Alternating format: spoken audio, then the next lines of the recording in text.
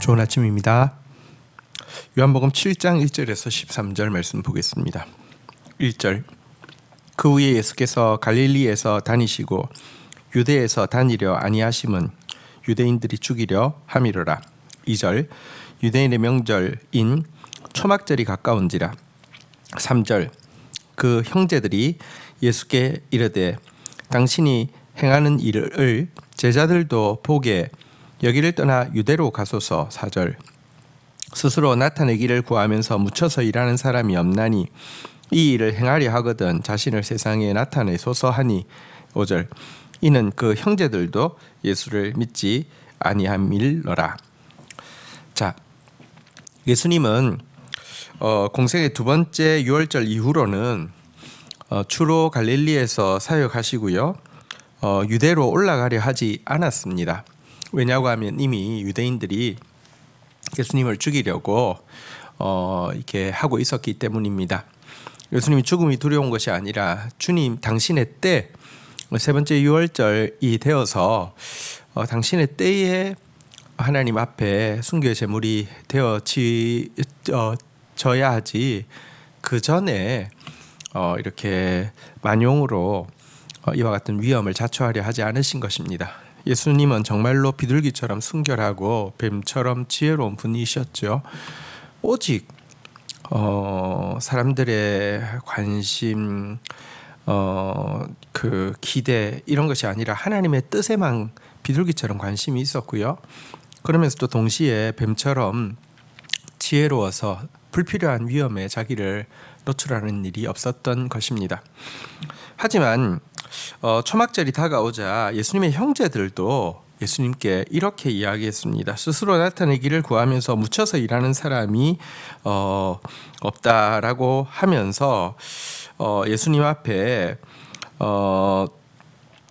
이제 자신을 세상에 나타내소서 이렇게 이야기하고 있음을 보게 됩니다. 형제들이 이 말을 한 뉘앙스가 막 비꼬거나 나쁜 뜻은 아닌 것 같습니다. 그러나 형제들이 생각할 때도 예수님은 어떤 이 세상을 뒤집어 놓을 어떤 큰 혁명가 정도로 여겼던 것 같고요.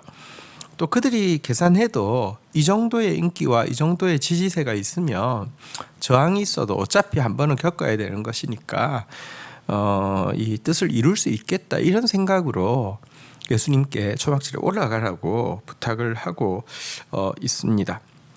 자, 그러나 이 같은 형제들의 부탁에 예수님은 무엇이라고 답하십니까? 6절 예수께서 이러시되 내 때는 아직 이르지 아니하였거니와 너희 때는 늘 준비되어 있느니라. 7절 세상이 너희를 미워하지 아니하되 나를 미워하나니 이는 내가 세상의 일들을 악하다고 증언함이라.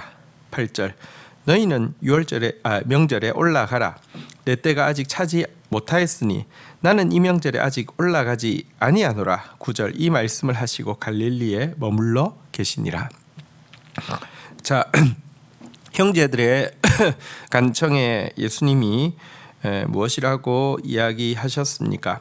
내 때가 아직 이르지 않았다라고 이야기합니다. 이때는 당신께서 유월절 어린 양으로 이제 임종하실 공생의 3년 마지막 유월절을 이야기하십니다.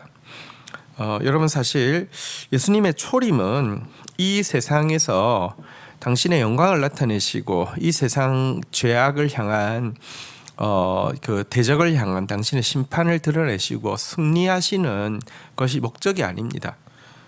당신의 초림의 목적은 죄인 중에서 자기 힘으로 어쩔 수 없다는 사실을 깨닫고 용서받을 수 없는 죄인이지만 하나님의 긍휼을 구하고 나오는 자들을 위해서 대속의 제물이 되시기 위함입니다. 이 때문에 사실은 예수님의 속죄의 날로 정하신 것이 유월절이죠. 유월절은 정말 이 어린 양의 피가 없이는 구원받을 수 없다는 사실을 고백하면서 겸손히 문설주한 문인방에 피를 바른 자들에게 심판이 넘어간 것을 기념하는 절기라고 하면, 이 초막절은 사실은요, 이 거대한 이집트로부터 구원의 승리하여서 구원 역사가 승리하여서 이렇게 광야로 나오게 된 것을 기념하는 절기이지 않습니까? 그래서 주님은 초림은 유월절에 어린 양으로 주님 하나님 앞에 자신을 드리기로 계획했기 때문에 그렇습니다.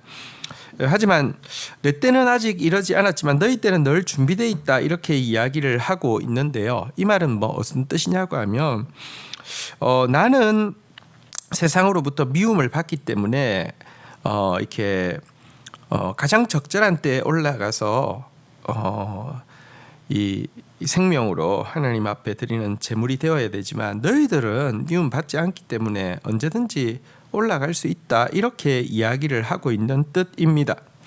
그러면서 예수님은 당신께서 왜 미움을 세상으로부터 받게 되는지에 대해서도 말씀하셨는데요. 예수님의 모든 말씀을 통하여서 심지어 가장 인기 있는 오병이어의 기적 이후에도 예수님의 말씀을 통하여서 명백히 그들이 하는 모든 일들이 악하다고 정언했기 때문이라고 예수님이 밝히고 있습니다. 그들이 가지고 있는 목표가 악하고 그들이 그 목표를 이루기 위한 방법이 악하고 그리고 그들이 그와 같은 행동을 하는 그 중심이 모두 악하다고 증언했기 때문에 세상은 자기를 미워하고 있다. 그리고 자기를 죽이려고 하고 있다. 이렇게 이야기를 하고 있습니다. 자, 여러분 여기서 우리가 어떤 사람이 예수 그리스도를 맞이할 수 있는지를 보게 됩니다. 예수님은 하나님의 뜻을 행하고 난 이후에 도리어 미움을 받았죠. 그 이유는 예수님이 틀려서가 아니라 우리가 예수님의 말씀 앞에서 교만하여서 예수님의 지적 앞에서 돌이키지 않았기 때문입니다. 예, 맞습니다. 우리는 목표가 악합니다. 우리는 방법이 악합니다. 우리는 중심이 악합니다. 이 같은 지적 앞에서 주님 내가 죄인입니다 라고 고백하고 선다고 하면 구원이 임할 것인데요. 그러나 이와 같은 악을 합리화하고 나면 예수를 죽이는 길 외에는 자기가 맞음을 증명할 길이 없기 때문에 예수를 죽이는 인생이 되는 것입니다. 자, 이 때문에 형제들은 올라갔지만 예수님은 갈릴리에 머물러 계셨습니다. 그리고 무리들이 다 간 이후에 은밀하게 예수님께서는 또 올라가셔서 그곳에서도 이 당신의 이 대속의 사역에 대한 말씀을 하시게 됩니다. 한편 우리 10절부터 한번 보겠습니다. 그 형제들이 명절에 올라간 후에 자기도 올라가시되 나타내지 않고 은밀히 가시니라. 11절 명절 중에 유대인들이 예수를 찾으면서 그가 어디 있느냐 하고 12절 예수께 대하여 무리 중에서 수근거림이 많아 어떤 사람은 좋은 사람이라 하며 어떤 사람은 아니라 무리를 미혹한다 하나. 13절 그러나 유대인들을 두려워함으로 드러나게 그에 대하여 말하는 자가 없더라. 자, 예수님 은밀하게 올라가셨는데요. 이제 갈릴리에서 유대로 올라가는 수많은 무리들은 이 명절을 위해서 올라가면서 많은 사람들이 그가 어디 있느냐라고 하며 예수를 찾았고요. 또 어떤 사람은 예수님에 대해서 좋은 사람이라고 이야기하기도 하고 또 어떤 사람은 예수님에 대해서 그 유혹하는 자라고 미혹하는 자라고 이렇게 이야기하기도 했습니다. 근데 이들은 이렇게 올라갈 때는 설왕설래했지만 유대에 도착해서는 한마디도 예수에 대해서는 이야기하지 않았다라고 이야기합니다. 왜 그러냐고 하면 이미 정말 시기심에 불타고 있는 유대 지도자들이 예수를 죽이기로 결정해 놓았기 때문에 그들이 두려워서 드러내놓고 예수에 대해서 옹호하는 사람이 없었다는 것입니다. 하지만 우리가 이후의 사건을 통해서 알고 있는 바가 있습니다. 지금 예수님이 살아계셔도 두려워서 이렇게 예수님에 대해서 옹호하지 못했던 갈릴리 사람들이 나중에 예수 그리스도께서 십자가에 죽으시고 나서 또 부활하시고 난 이후에 이들은 두려움 없이 예수에 대한 믿음을 고백하는 자들이 되었다는 것입니다. 사실 우리의 믿음은 우리가 신념이 강해서 지키는 것이 아닙니다. 예수가 하나님이시요 그리스도라는 우리의 고백은 우리의 신념이 강해서 우리가 순교를 각오하고 이렇게 외치는 메시지가 아닙니다. 이것은 부인할 수 없는 수많은 증거를 가졌기 때문이기도 하고요. 또 한 가지, 여러분, 겸손하게 주님 앞에서 자기를 돌아보고 그 진리를 받아들인 자 안에는 성령이 역사하시기 때문에 성령께서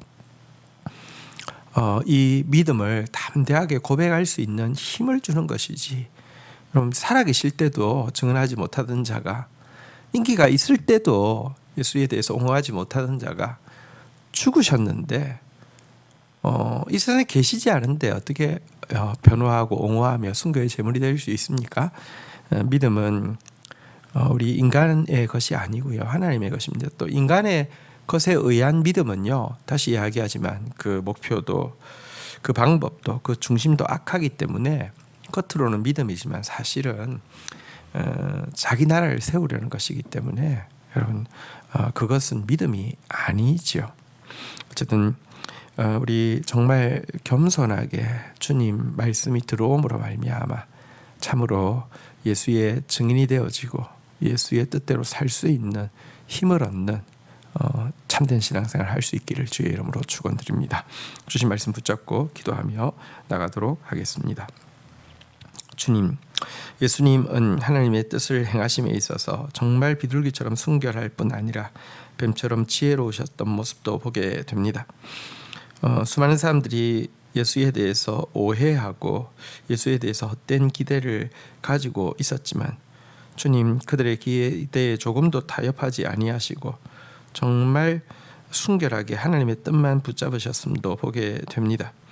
그 주님이 우리를 향해서 악하다고 책망하실 때마다 우리의 목표에 대해서, 우리의 방법에 대해서, 우리의 잘못된 중심에 대해서 내려놓고 돌이키는 자 되어지게 하여 주시옵소서.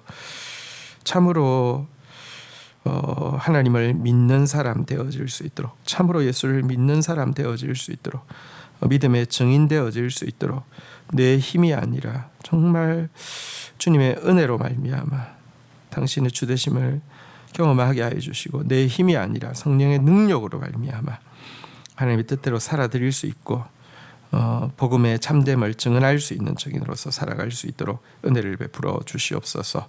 예수 그리스도의 이름으로 기도 올립니다. 아멘. 오늘 저녁에 금요 부흥 집회가 있습니다. 음력으로 한 해가 또 시작되었는데요. 이 한 해 여러분들, 우리에게 아무리 말씀이 있다 하더라도 기도가 섞이지 않으면 그것은 능력이 되어지지 않습니다. 말씀이 시멘트 가루라고 하며 기도는 물과 같습니다. 이것이 섞여야지 하나님의 집을 지을 수 있습니다. 어쨌든 우리 마음 쏟아놓고 기도하는 자리에 최선을 다해서 함께 할 수 있도록 힘내주시기를 바랍니다. 감사합니다.